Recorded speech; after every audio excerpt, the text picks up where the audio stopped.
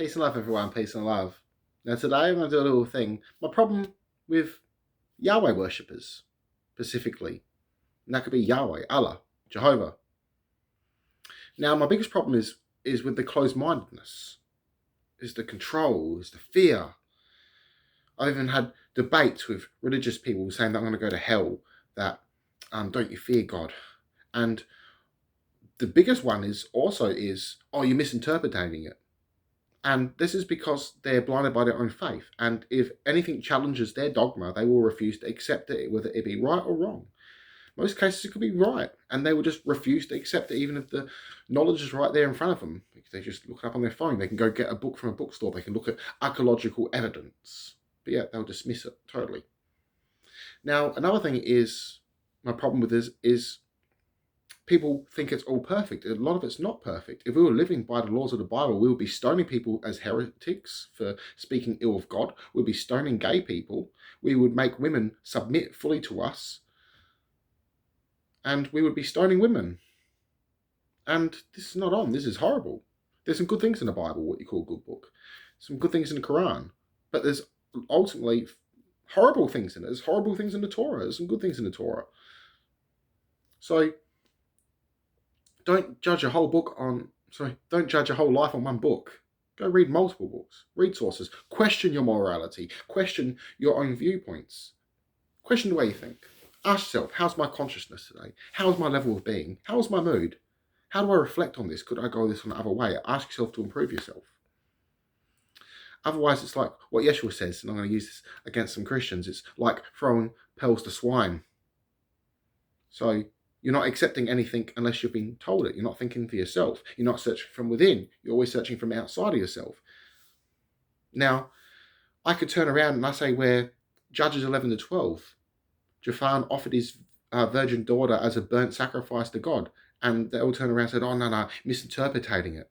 It's right there. I could talk about how God demanded 32 virgins to be sacrificed to him, or the tributes of war, and how he demanded soldiers take virgins as wives. That's rape. And they go, no, misinterpreting, or this is how it was okay, we need to get rid of these people, blah, blah. This is horrible. Question your mindset.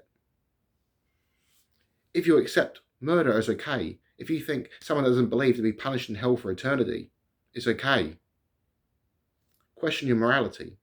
Tell me this, or even ask yourself this. If a loving God is real, and you just didn't know about him, or you happen to be brought up in a different environment, believing in different gods, but you were a beautiful person, and you're being sent to hell, is that love? Is jealousy love? No. God even brought punishment on the Israelites for worshipping another god, and he said, I'm jealous. That's not perfect. Jealousy is not a perfect trait. So a lot of this is my problem with them. And this goes with Christians, Muslims, and Jews. But some of them are beautiful people. Fucking oath, beautiful people. So I'm always about peace and love. I go out and meditate, clean up nature. I do me. I inspire others. I want you to live your best human experience you can. Go beyond me. Go beyond yourself. Nothing is impossible if it's humanly possible. It's only over if you quit. Don't throw in the towel. Keep going. Inspire yourself. So ultimately, with religion, it can close your mind to this. It tells you to detach from yourself. Detach from others. Don't be friends with people that don't believe your way. Don't show them mercy. Don't feel pity for them. That's not being human. That's being an intellectual animal. Being human means having humanity, seeing yourself through others. Love, compassion. There's a complete difference in the New Testament, Old Testament. You got message of Jesus, you got his disciples' messages, and then you got message of Yahweh. All of them are different. It's because it's written by men. Stories are being centuries of retelling, censorship, deleting, removing, and rewriting again. And this is like playing Chinese whispers. And the story changes after it goes through to 100 people. Now imagine this, of course, of 1,000 years. So even when we find these events where God has ordered killings or cities being destroyed, and sometimes we find archaeological evidence this didn't quite happen the way it was said in the Bible, but back then people believed this is all fact and it was unquestionable. But even around these sort of times, there were people amongst this saying, no, question everything. They were learning maths, science, art, philosophy, and they were hunted down as heretics. And a lot of the world's problems can be blamed on religion. Hitler was a Catholic. He was going around killing all the Jews. The Jews, when they moved into, the Jewish people, they moved into Israelite. They kicked out the Syrians and other people that were living there, and they took the land there, and they all moved in. So Jewish people moved in. So form a genocide. Muslims got Islamic terrorists and extremists going around destroying temples. And not all of them terrorists, they're just common people, just extremists going around destroying other temples. And you got terrorists destroying shit as well. Libraries, museums, all in the name of their God. Blowing themselves up in the name of their God he believed. So you can turn around and say, oh, he wasn't a true Muslim, or he wasn't a true Christian. He believed. Now, in my eyes, all these are wrong. The Gnostics were the first Christians, the Gnostics and the Essenes.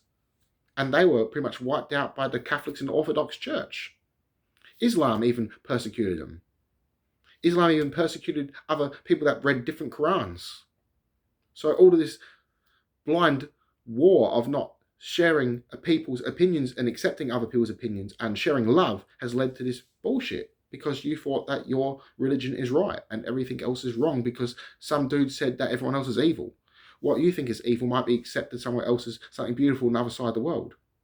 Morals are seen differently in different people throughout different regions of the world. We're together in this human experience, living the best life that we can possibly live. So wherever there's another person, there's an opportunity for kindness. And if your book is stopping you from being kind to another person, then I've got a problem with it. This is my problem ultimately with Abrahamic faiths, with Yahweh worship. So you don't need a book to be a good person to decide what is right and wrong. Just go look from within and know. This is what a Gnostic teaches, to know, not just be a blind follower. Yahweh demands blind faith. I'd rather know. I'd rather work on myself and be able to ask questions. And this is what life is about. It's about growth and love. Peace and love, everyone. I love you all. Connect to one mind and soul. Namaste.